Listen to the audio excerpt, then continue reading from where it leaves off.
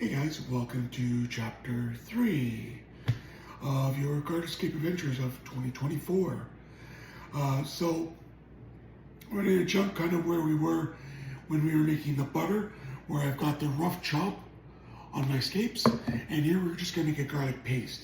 Now this is going to be like concentrated garlic that you can use the same as you would use minced garlic.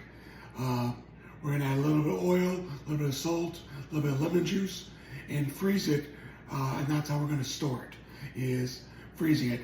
I found if you freeze raw escapes, when you thaw them out, they taste kind of like grass, but by getting that fine mince with some oil, some water, it seems to protect and coat the cells of the escapes, and that garlic flavor remains a lot truer, a lot stronger. So we're kind of jumping halfway in. We've rough chopped, same as you would like for relish, hot dog relish. So I've got here 2.5 cups.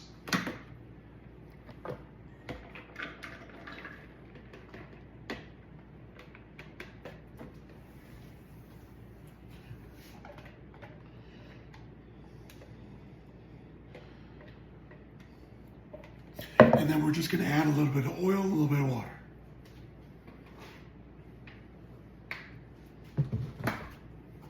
So 2.5 cups of garlics. We're going to go about half a cup of water and half a cup of oil.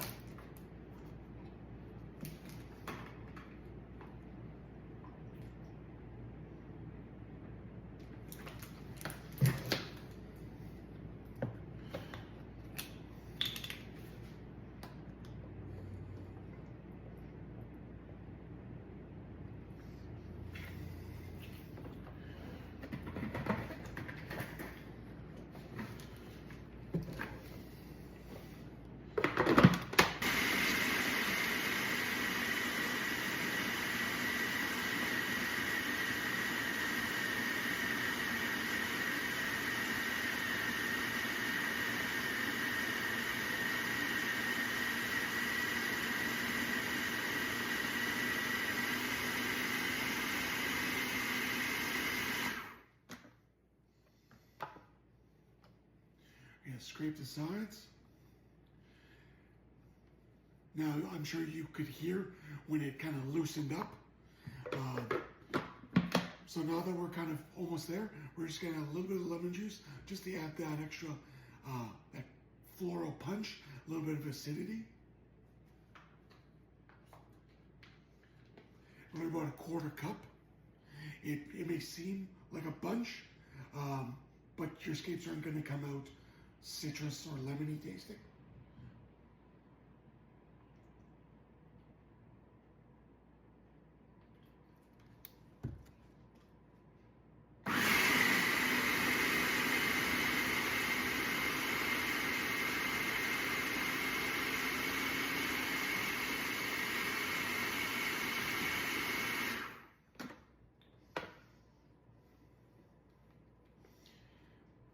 Yeah, so what we got going on here is just like a nice thick meaty paste.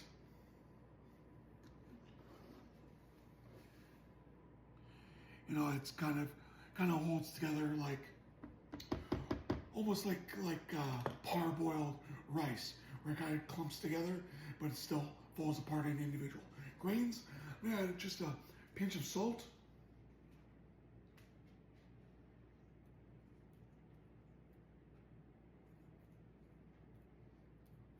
Like the Flintstones, dabble do ya?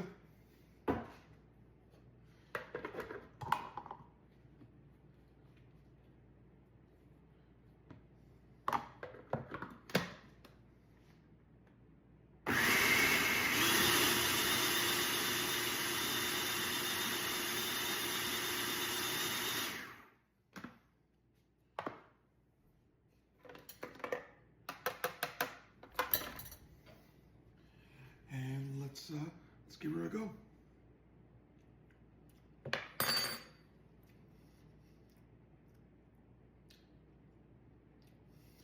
Yeah, it's got a nice little citrus punch. It's got that garlic pop, that heat. it'll come together. So we're going to stick it in a container for freezing. When I stick it in my container, once I got it in there, I'm just going to take my spatula and cut little divider lines, just like frozen spinach. That way when I want a little chunk of it, I'm just going to pop a piece out. I like going in large containers instead of multiple little containers. I find it's easier for me to stack and store. Make whatever size containers you want, but this is what I'm going with. So with this, because it's still raw, it's gonna have a little bit of bite to it, some like texture, like parboiled rice. So it's meant to go in your cooking.